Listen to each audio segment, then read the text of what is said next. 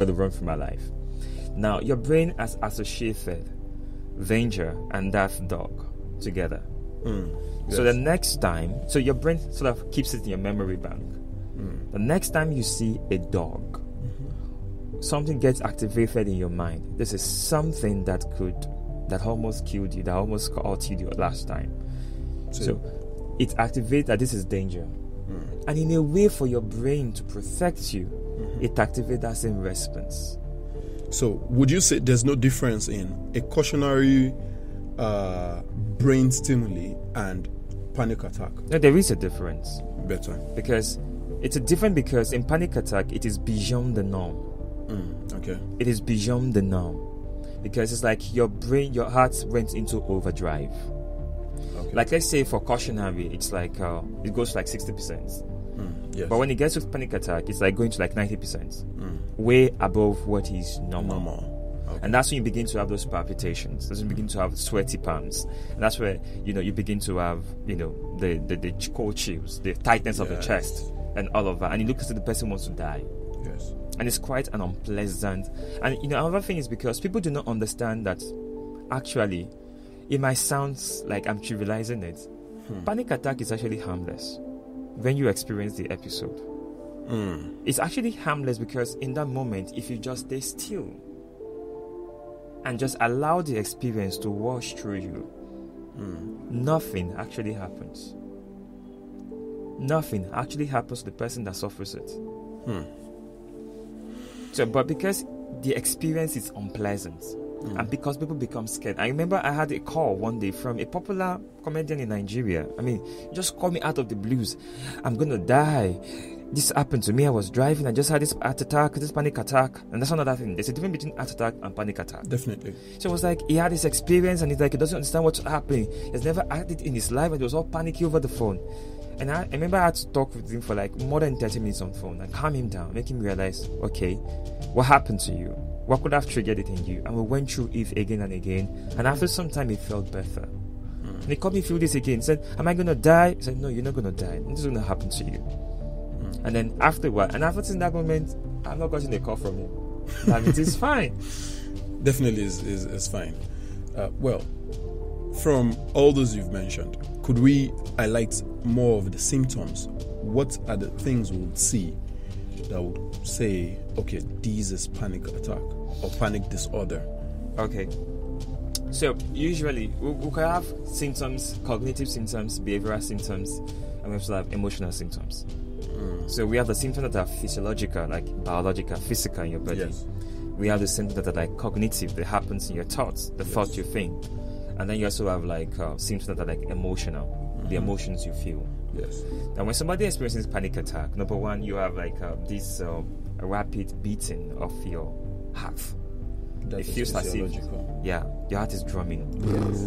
Like kind of drumming sensation, like feeling. I love to relate it to this popular generating set my grandfather used to use. That Lister generating set. That beep, beep, beep, beep, beep, beep, beep, and then...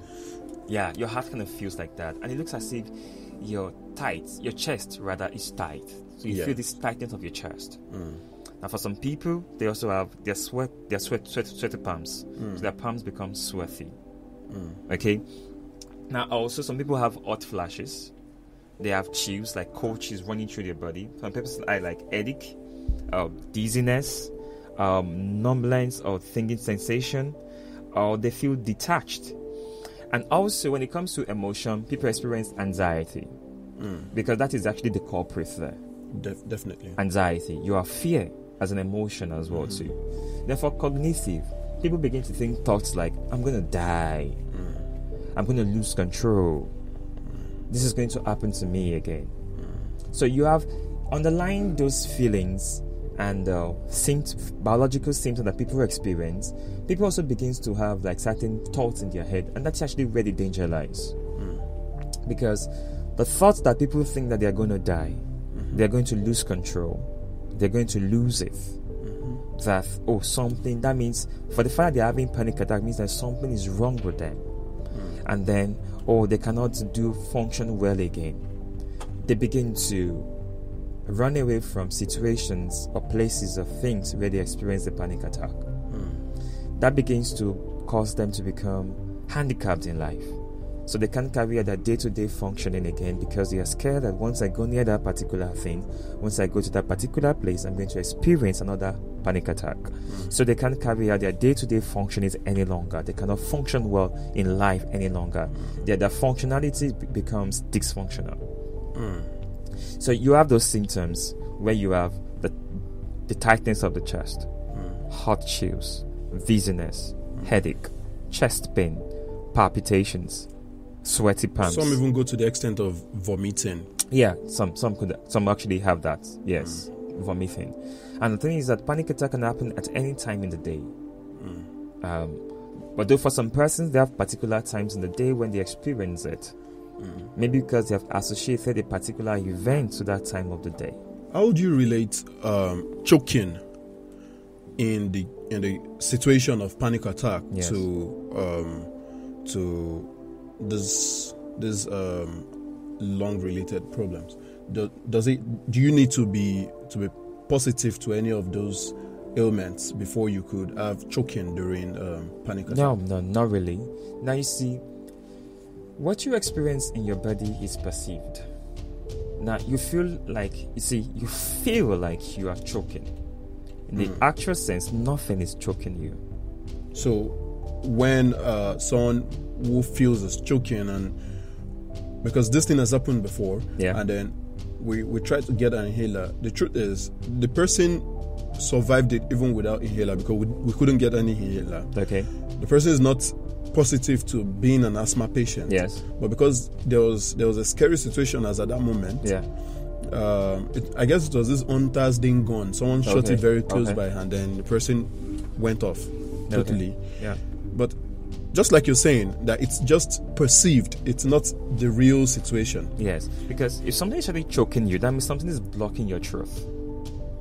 Like when somebody, I'm choking on food, for instance, it's because there is if something blocking your truth. So are you now saying that the feeling has nothing really happening in there, or probably there's a contraction of the muscles or whatever around?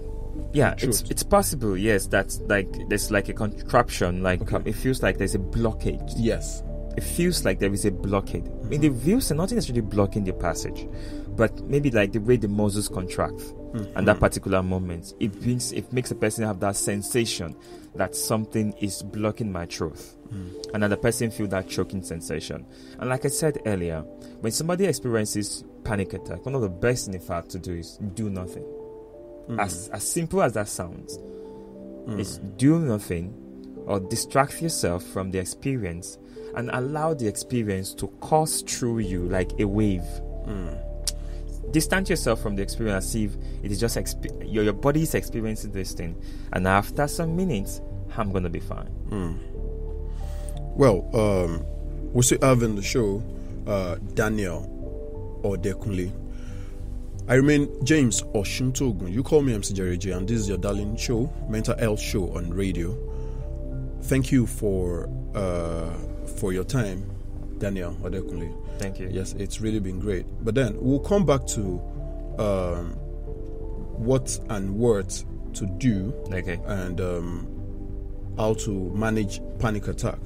But then, before then, I would want us to talk about what really is the cause. Just like I said, all those things actually happen.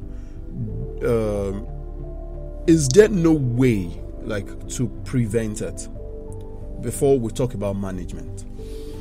What is exactly the cause? If we can attack the cause of panic attacks. Okay, for example, I was able to survive the fear of dogs. Yeah. Probably maybe in the university when I was able to rear my first GSD. I remember then when Dad brought some puppies into the house, we ran almost every moment. And puppies are always very happy when you're running. So they kept on running after us. So it was very scary. Okay. And it got to a time that I remembered my mom had to tell Dad, this thing is not coming inside. It's terrifying my children. I'm telling you, I was very, very small then, and I can still remember the experience. But then when I read my GSD, I got to understand the dog's mentality also. Then I tend to understand that, okay, fine, you just don't have to cross the line. It's not that dogs are dangerous. No. I was able to overcome that. Yeah. Then I even understood that there were some certain dogs that at just the owner handing over the chain to you, it becomes friendly with you. Yes. So what are the root causes of panic attacks, and how would you recommend that we avoid it? Then we'll now talk about managing it. All right. So when it comes to panic attack, like I said earlier, that experience of that physiological response you experience is triggered when we perceive like danger. But it's not only that actually triggers that response in us. Now, let me first undo that aspect. Now, at the back of that is anxiety. So anxiety is just worry, and anxiety is worry. When you worry about something that is going to happen to you, that has not happened, or you're concerned, and the worry is becoming excessive and it becomes debilitating, then it can result to panic attack. But also, there are also other triggers for it. One can be food. Certain kind of food or substances like stimulants like caffeine, which you'll find some of these energy drinks around.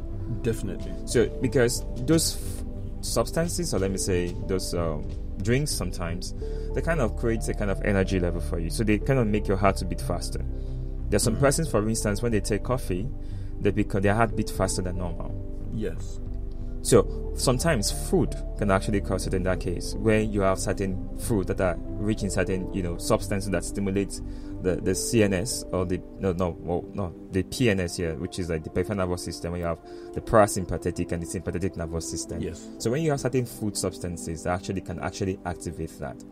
For some people, it's even medications. So some medications can actually trigger that response in people. And like I said earlier, also fear can actually trigger it. And also, we also have thoughts. Your thinking, which is actually the background behind, the culprit behind anxiety. It's about your thoughts, your worry about that particular thing. So when we add certain thoughts, they can actually trigger it in us.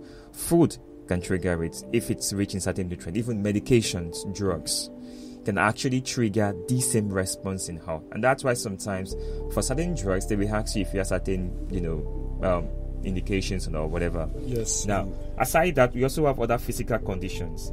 Your personality can also make you to be more prone to it. It's all called the type A personality, and what we call the type B personality.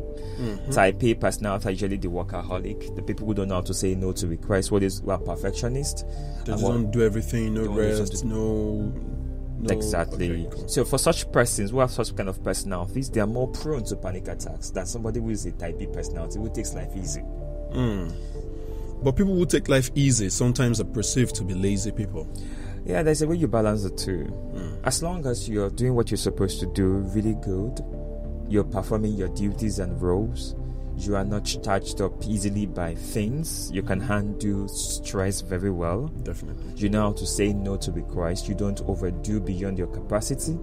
That is normal. But for somebody who is a type A person, doesn't know how to say no, is always taking on requests, always trying to meet one deadline, always trying to do more than he has the capacity to do. And for such persons, they are more prone to panic attacks. Stress can induce panic attack when you are overwhelmed.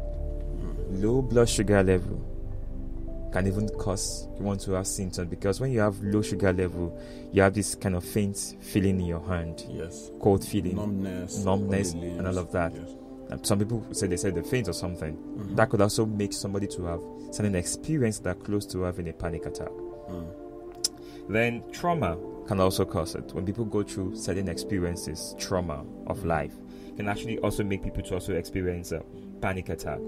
Also, your thoughts life, the way you think, how you interpret situations, can also make you to have panic attack. And of course, your past experiences definitely also come in. So these are like things that can actually trigger it.